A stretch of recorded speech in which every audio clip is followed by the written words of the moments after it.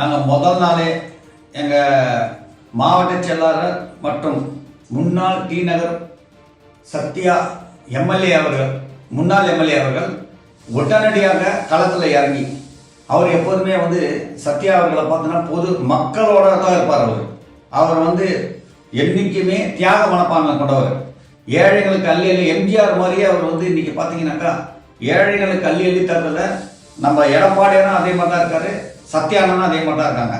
எடப்பாடியார் அவர்கள் உடனே சத்யானுக்கு உத்தரவு கொடுத்ததுல என்னங்க இம்மிடியேட்டாக நம்ம பால் பேக்கெட் உடனடியாக வட்டச்சாலெல்லாம் போட்டு அந்தந்த பகுதிக்கு பால் பேக்கெட் இம்மிடியேட்டாக விநியோகம் செஞ்சோம். அடுத்தது பார்த்தீங்கன்னாக்கா இம்மிடியேட்டாக போர்வை, அப்புறம் அரிசி, பருப்பு, அப்புறம் புடவை, எல்லா உதவிகளும் ஒரு பேக்கெட்டாக செஞ்சு பார்த்தீங்கன்னா இந்த Babu Rajendra Prasad street 1, station road 2, Lakshmi street 3, அப்புறம் பிருந்தாவன் ஸ்ட்ரீட்டு 4, இந்த மாதிரி பகுதியிலலாம் யார் யாரெல்லாம் தண்ணியில் கஷ்டப்பட்டாங்களோ அவங்களுக்கு எல்லாருக்கும் உடனே உதவி செஞ்சது அதிமுக தான். அது நீங்கள் பார்த்தீங்கன்னாக்கா திமுகலேருந்து யாரும் எட்டி கூட பார்க்கல, லோக்கல் எம்எல்ஏ என்னன்னு கூட கேட்கல.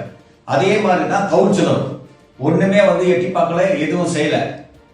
ஆனால் இவங்க பார்த்தீங்கன்னா நேராக வருவாங்களாம், எலெக்ஷனில் நிற்கணுமா, நின்ற உடனே மக்கள் ஓட்டு போட்டுருவாங்க. என்றைக்குமே மக்கள் யார் விஐபி லீடரு, யார் விஐபி அதெல்லாம் பார்க்க மாட்டாங்க. யார் நம்ம கோசம் நிற்கிறாங்க, யார் நலத்திட்ட உதவிகளை தராங்க, நம்மளுக்கு ஒரு பாதிப்புன்னா அடுத்த நிமிஷம் நிற்கிற கட்சி எது, இதை பேஸ் பண்ணி தான் ஓட்டு போடுவாங்க. அதனால யார் யாரோ என்னென்னவோ சொல்லி நிற்கிறாங்க, மீடியா வச்சு பேசிட்டு இருக்காங்க எல்லாத்தையும்.